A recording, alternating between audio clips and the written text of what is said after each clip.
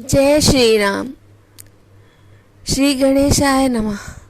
रामचरितमानस प्रथम सोपान बालकांड, पृष्ठ नंबर 21, दोहा नंबर 2।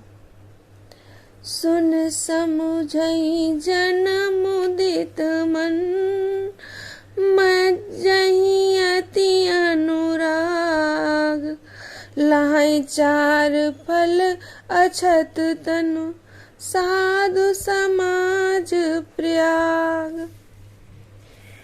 जो मनुष्य इस संत समाज रूपी तीर्थराज का प्रभाव प्रसन्न मन से सुनते और समझते हैं और फिर अत्यंत प्रेम पूर्वक इसमें गोते लगाते हैं, वे इस शरीर के रहते ही धर्म, अर्थ, काम, मोक्ष चारों फलों को प्राप्त कर लेते हैं। मज्जन फल पेखिए तत्काला, काक होई पिक बकहु मराला। सुन आचरज करे जन कोई, सतसंगत महिमा नहीं गोई। इस तीर्थराज में स्नान का फल तत्काल ही ऐसा देखने में आता है कि कौवे को कोयल बन जाते हैं और बगुले हंस। ये सुनकर कोई आश्चर्य ना करे, क्योंकि सत्संग की महिमा किसी से छिपी नहीं है। वाल्मीक नारद खट जोनी, निज निज मुखन कही निज होनी। जलचर थलचर नवचर नाना, जे जड़ चेतन जीव जहाना।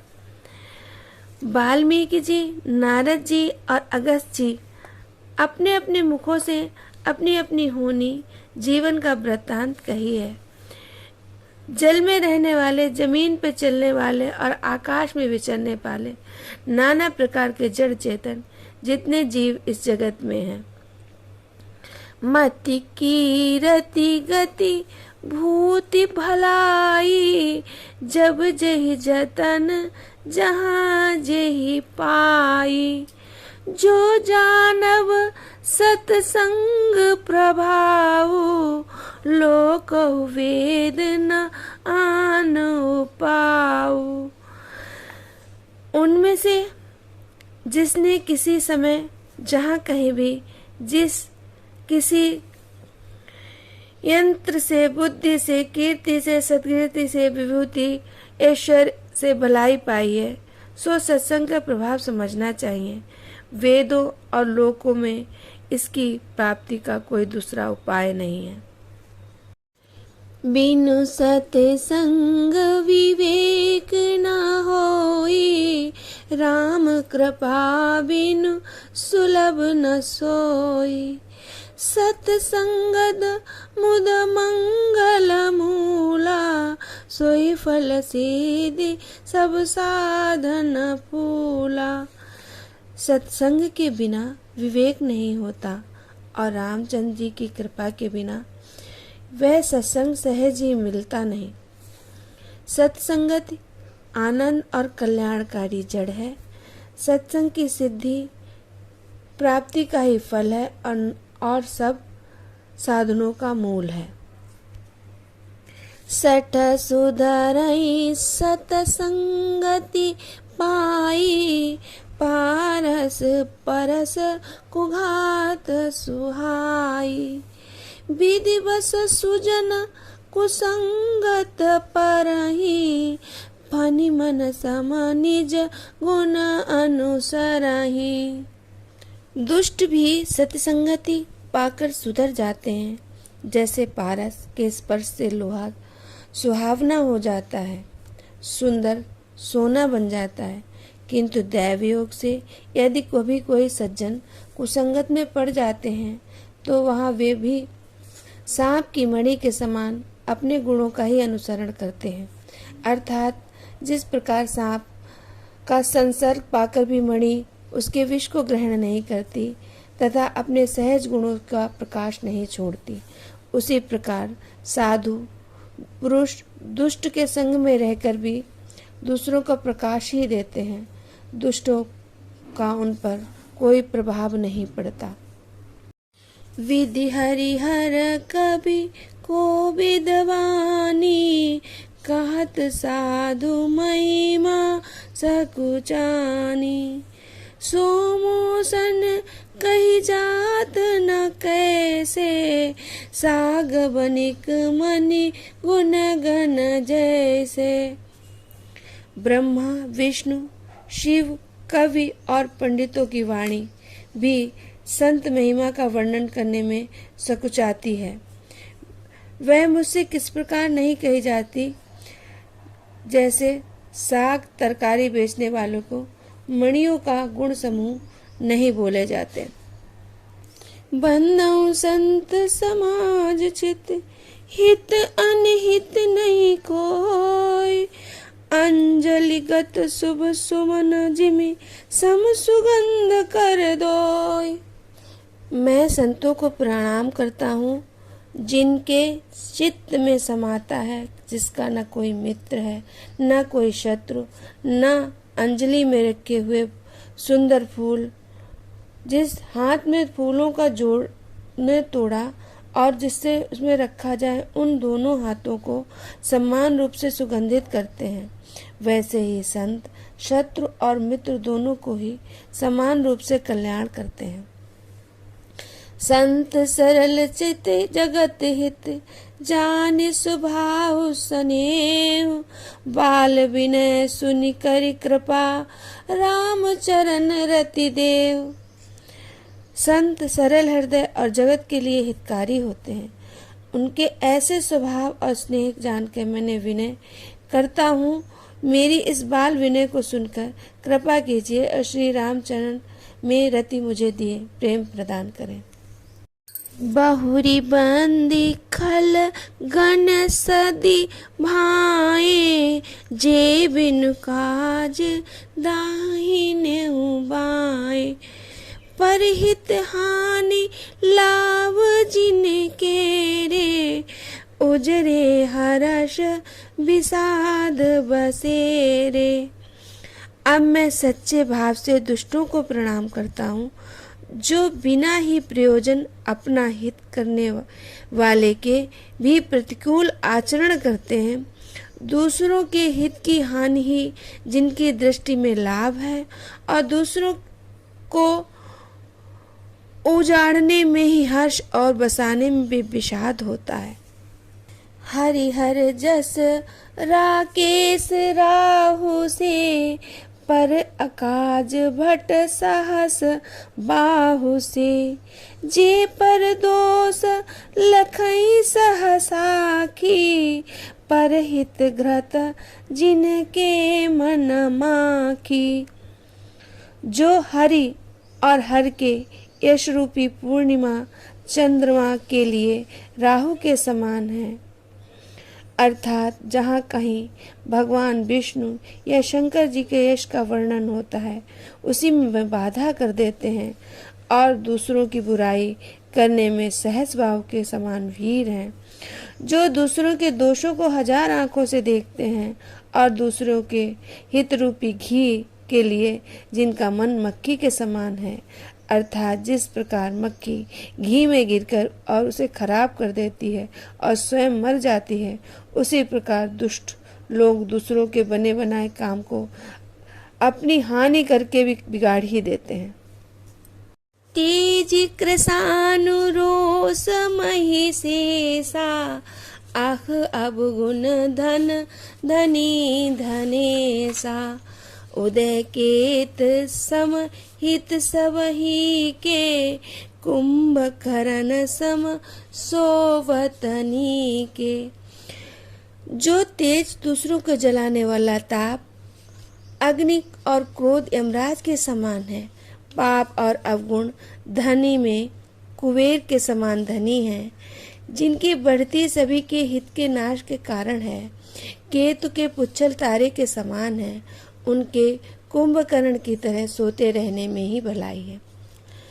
पर अकाज लगी तनु परिहरहि, जिम हिम उपल कृषि धली गरही, बंधौ खल जस शेष सरोसा, सहस बदन बर नहीं परदोसा। जैसे ओले खेती का नाश करके आप ही गल जाते हैं, वैसे ही दूसरों का काम बिगाड़ने के लिए अपने शरीर तक को छोड़ देते हैं। मैं दुष्टों के 1000 मुख वाले शेष जी के समान समझकर प्रणाम करता हूँ, जो पराये दोषों को 1000 मुखों से बड़े रोषों के साथ वर्णन करते हैं। उनि प्रणमऊ पृथुराज समाना, पर अग सुनहि सहस दस काना। बहुरि शक्र सम विनवऊ तेहि, संतत सुरानिक हित जेहि। पुनः उनको राजा पृथु, जिन्होंने भगवान का यश सुनने के लिए 10,000 कान मांगे थे, उन्हें जान के प्रणाम करता हूँ, जो 10,000 कानों से दूसरों के पापों को सुनते हैं। फिर इंद्र के समान मान के उनसे विनय करता हूँ, जिनको सुरा नीकी यानी मदिरा प्यारी और हितकर मालूम देती है। इंद्र के लिए सुरानीक अर्थात देवताओं के लिए सेना में हितकारी है।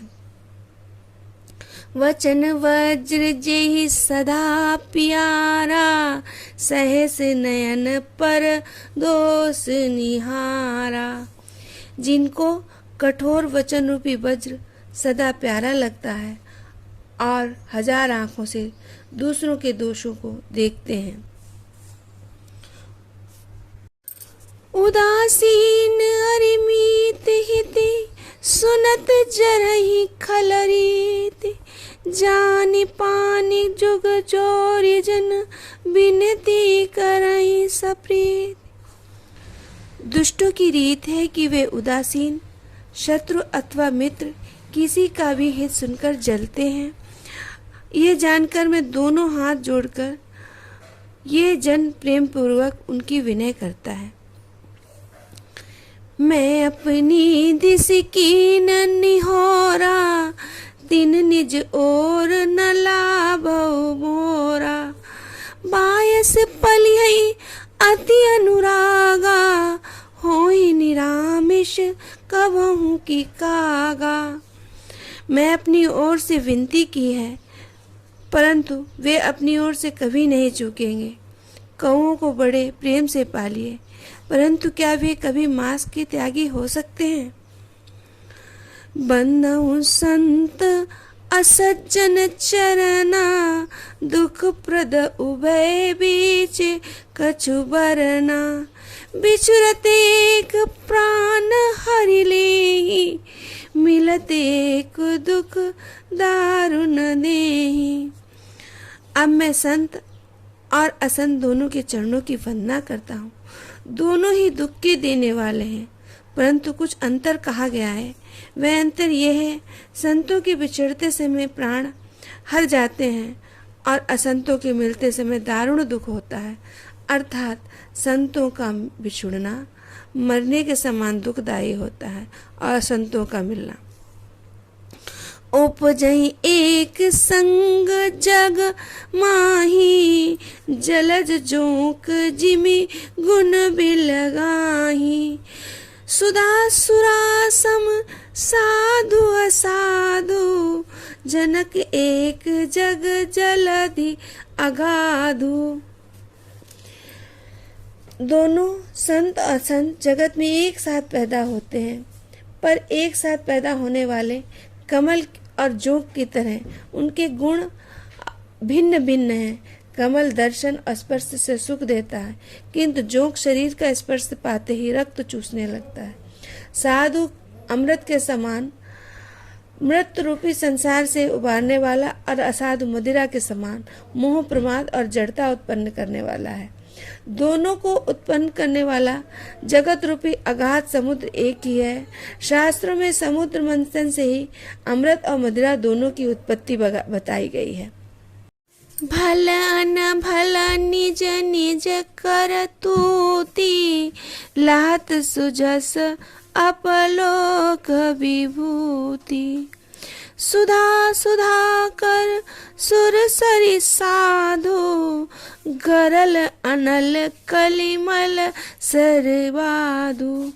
गुण अवगुण जानत सब कोई, जो जेहि भाव नीक तेहि सोई।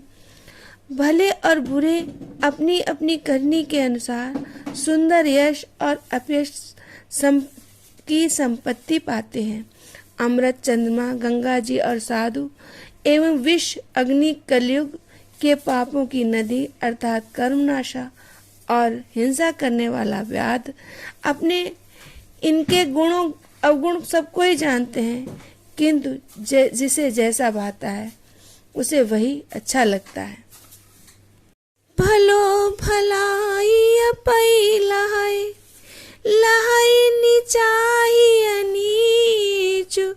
सुधा सराहिय अमरता, गरल सराही अमीच।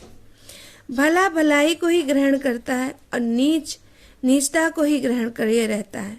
अमृत की सराहना अमर करने में होती है और विष की मार देने में।